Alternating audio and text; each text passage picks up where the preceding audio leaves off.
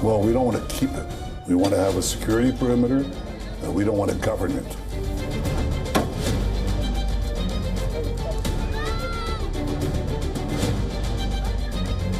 We don't want to be there as a governing body. We want to hand it over to Arab forces that will govern it properly.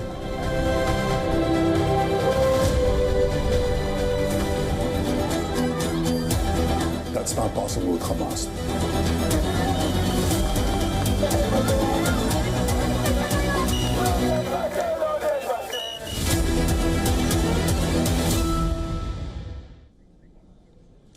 The Israel Security Cabinet has in fact approved a plan to take control of Gaza City. In the plan proposed by the Israeli Prime Minister Netanyahu, the IDF will prepare to take control of Gaza City while distributing humanitarian assistance to some civilian population outside the combat zones.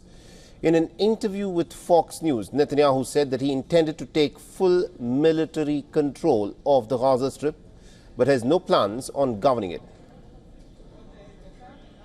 Well, we don't want to keep it. We want to have a security perimeter. We don't want to govern it. We don't want to be there as a governing body. We want to hand it over to Arab forces that will govern it properly without threatening us and giving Gazans a good life. That's not possible with Hamas. The only way that you're going to have a different future is to get rid of this neo-Nazi army. The Hamas are monsters. Reacting to the Israeli plans, Hamas has accused Netanyahu of using the hostages as political leverage and nothing more. They're calling his plan a blatant coup against negotiations and the continuation of genocide. Now, inside the Gaza Strip, the Palestinians have reacted with frustration, exhaustion and fear.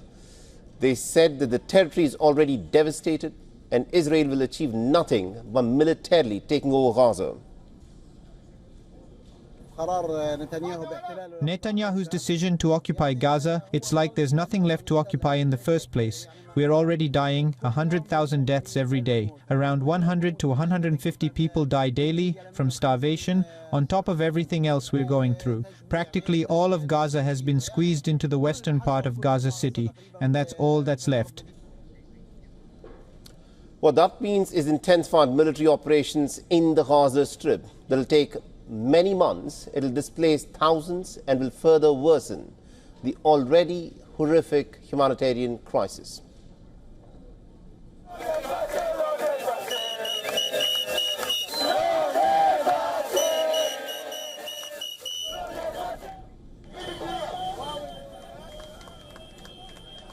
Now, all of this comes in the backdrop of the already soaring tensions in Israel on the issue. In Tel Aviv, the Israeli police clashed with the protesters demanding for the government to prioritize a hostage deal over continued military operations. The footage showed the police using water cannons to disperse the crowds as the protesters chanted slogans, lit up flares and also held up banners bearing images of the hostages that are still in the custody of Hamas.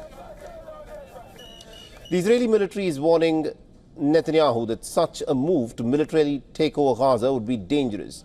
The army chief, Lieutenant General Eyal Zamir, has called it a trap, citing risks to both Israeli soldiers and to the 20 hostages that are still believed to be alive.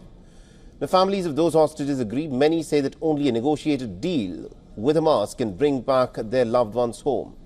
But an expanded offensive will put them at risk. The Israeli media reports suggest that most or all of the hostages could be killed either by their captors or as part of these Israeli raids.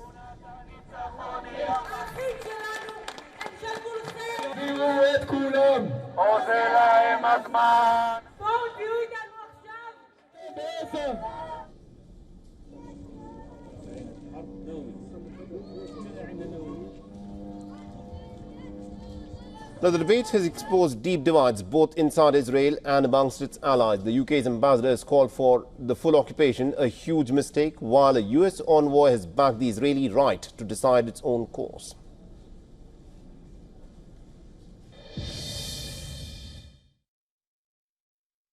Israel has said that it is going to take over Gaza City in the latest escalation of this 22-month war.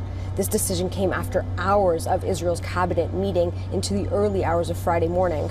The office of Prime Minister Benjamin Netanyahu said that the army was preparing to take control of Gaza City and that it would provide humanitarian assistance to Palestinians outside of the combat zones. Now, this decision comes amid mounting pressure from the international community to end the war, as well as pressure within Israel, with former officials warning that there's little to gain from continuing this war in Gaza, and that it could also jeopardize the lives of the hostages, about 20 of who are believed to be alive.